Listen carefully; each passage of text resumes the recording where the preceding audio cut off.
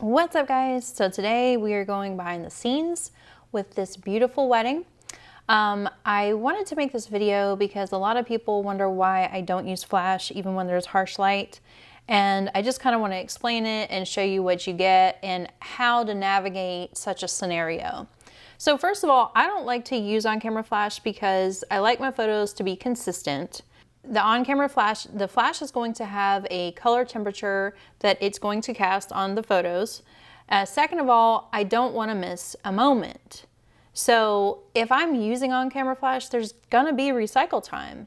And if people are in the middle of their kiss or walking, I wanna make sure that I get a flattering picture of every single moment that happens during the ceremony. And you can't always do that when you're using flash because the power, you have to let your flash recycle.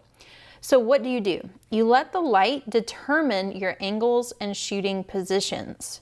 So just if you're a documentary photojournalist, you would do the same thing. Well, I'd hope you would do the same thing. So let's start at the beginning of this wedding, and we are going to start, I'm on the right-hand side, kind of in the middle, and we're looking at the light coming in from the left, and you'll see a little bit of harshness on the left-hand side, or on their right-hand side, but on my left-hand side. Now, this doesn't bother me. It's carving the face out. It's not casting ridiculous shadows across the face. I'm going to expose for their face as they're coming down the aisle. But as I move more towards the right side, you will see the sun is now behind them, and I'm going to get a better picture as they come down the aisle. So this is what I mean by letting the light determine what you do as a photographer. I just expose for their face. And of course, you know, with continuous light, with the sun, you see where the shadows are going to be. You see where the highlights are going to be. So you keep that in mind while you're shooting the wedding. So what we have here is me shooting from the right-hand side in the front, and then in the back, I would also have my second shooter shooting from the same side. And the reason is because we don't want to crossfire. I do not want to edit anyone out. You know, when you're shooting a wedding, you're taking thousands of photographs. You do not want to have to edit people out, and it's just, that would be ridiculous to do. And I also like him to be on the same side as me. I like him to get the shot of the groom's face over the bride's shoulder, if at all possible. That's just kind of a little background on how I plan things out. Now, this wedding went a little bit differently because the guy that owned the venue decided he was going to tell me what to do and how to shoot, which was crazy. I've never had a person tell me where I needed to be as I'm looking through my angles, but apparently he felt like he needed to, so there was a little bit of difficulty there. But let's move on to the actual ceremony part, and let's show you what we get without the flash. So I first moved around the ceremony to the other side so that I could get the bride's bias. And what I first stopped at was the angle of her, and I'm to the left side of the groom. And while the picture is beautiful and she's beautiful, I thought, let's see what we get if we move to the right of the groom and see if we can get him in the photo kind of like over his shoulder. Well, I'm too short to be over the shoulder, but kind of see what kind of figure we get in that way. So I moved around to get from that angle, and what I found was so spectacularly beautiful. When we look at how the light carves her face out, and how it just falls on her. And when we're looking at a wedding, we're really looking at telling a person's story or a couple's story. And so it's important for me to keep that they have a narrative that I'm trying to interpret while I am telling their story. So it's important to look at them as characters.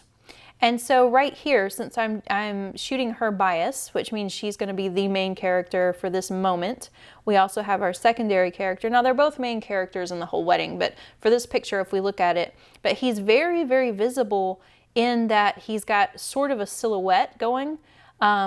She stands out so much against this dark background. And then the last little tidbit that we see here is the officiant's sash that he had and the beautiful rainbow colors on that.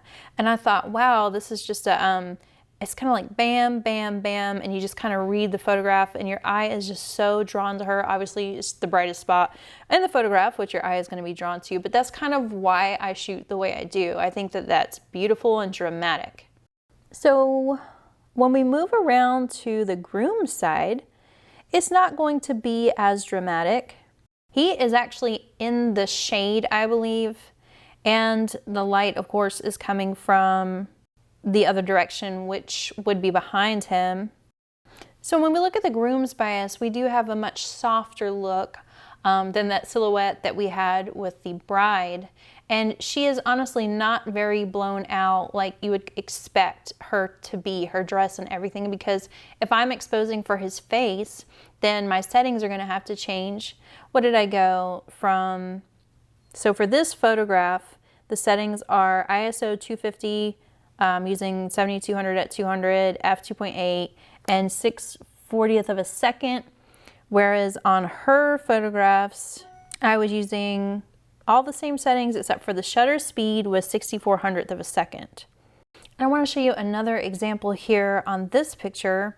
If we look at down in the left-hand corner, this is either her grandfather or his grandfather. I can't remember, I'm so sorry. But if I used flash, what would happen is the closest thing to me would be extremely bright. And that really does not work for the way that I shoot, because I typically do include people in the photographs. I shoot through people, I frame the subject all different kinds of ways. Like right here, the sun is making these bright, but if I were to turn my flash on, then they would be even brighter. Now let's look at a down the aisle shot, and I want to illustrate. You see the flowers hanging and the people here? I typically love to shoot a down the aisle shot from a low position, so I'm aiming up. And when I'm doing this, there are usually people and, you know, flowers and things that are going to be right there in the shot. And I do that on purpose. I want to include a lot of the details, and, you know, like I'll get a lot of close-ups, I'll get far away. I just get a really big variety of images.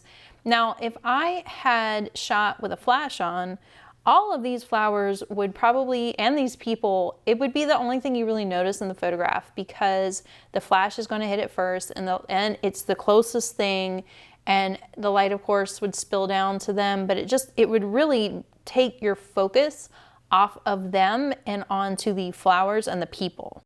Now, as they are coming down the aisle, you'll see how they are both facing towards the sun, which is perfect. I'm right in the middle at first, but then I start moving to the right as they pick their heads up, and I know that they are going to be going to my right, so that's why I start moving to the right. And then they frolicked off into the sunset.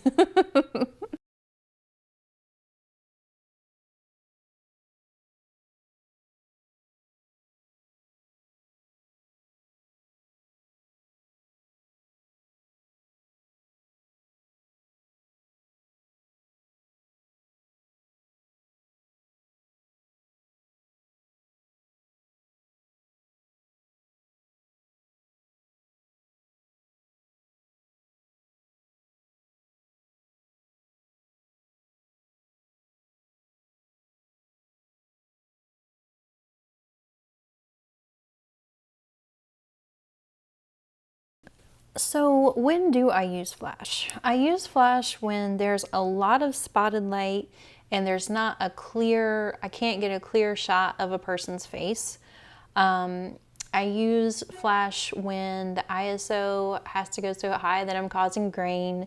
So if I'm inside a dark space, then of course I'm going to resort to that. But for the most part, I try my best to shoot without using flash, because I don't want to miss a moment, because I want to frame the subject, and because I want to be able to have very consistent photographs from the first one to the next one as far as the color temperature goes and all of that. I don't know if you've ever tried to edit a wedding where you've used flash and didn't use flash for one phase of it, and you've realized that it's so very difficult to get the color balance the same. It just does not work out. So anyway, guys, I hope you liked the video. I hope this helped you with your weddings, letting the light inform you and in your decisions. And I will see you guys next time.